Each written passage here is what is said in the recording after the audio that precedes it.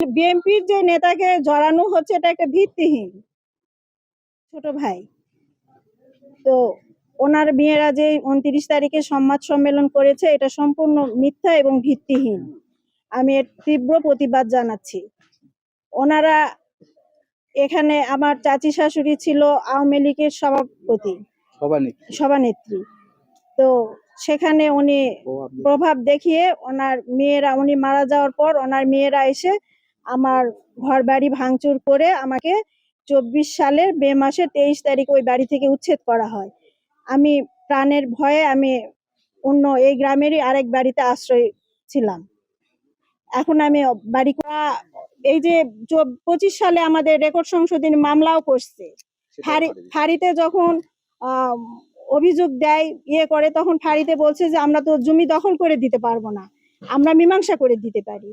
তো সেই সূত্র বলে যে আপনারা রেকর্ড সংশোধনী মামলা করে আসেন, ওনাদেরকে উচ্ছেদ করেন, উনি তো রেকর্ডের বলে পাবে, এটা বাধ্য দিতে আপনারা। কিন্তু ওরা সেটা মানতে রাজি না। ওদের একই কথা, ডিডের নাম নেয়, কিন্তু রেকর্ড আছে তো পরপর। আরো আমার শ্বশুর না পালে আরো যে 7 জন মালিক আছে, 6 জন, তারাও তো তাহলে পাচ্ছে না। সেই সম্পত্তিটা কোথায় যাবে? ওরা বলতে এখানে কয়জন একটু বলেন তো। এখানে 14 জন ওয়ারিশ এই জমি। অবশ্যই তারা আওয়ামী লীগ, আমার চাচি শাশুড়ি ছিল আওয়ামী লীগের নেত্রী।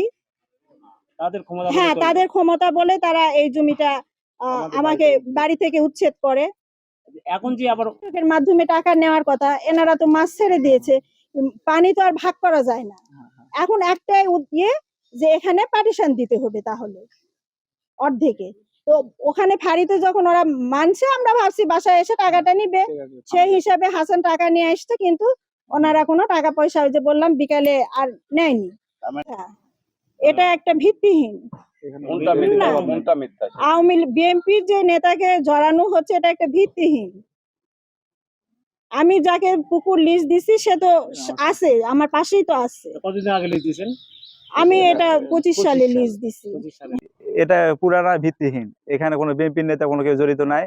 এখানে আমি একা আছি। এটা বানানো একটা সাজানো একটা নাটক। এটা কয় বিঘা? এটা ওনার যেটা, এটা 18 বিঘা জমি কোথায় দখল করলাম তাহলে আমরা? এটা পুকুর কয় বিঘা? পুকুর এটা 6 বিঘা হবে, 5-6 বিঘা।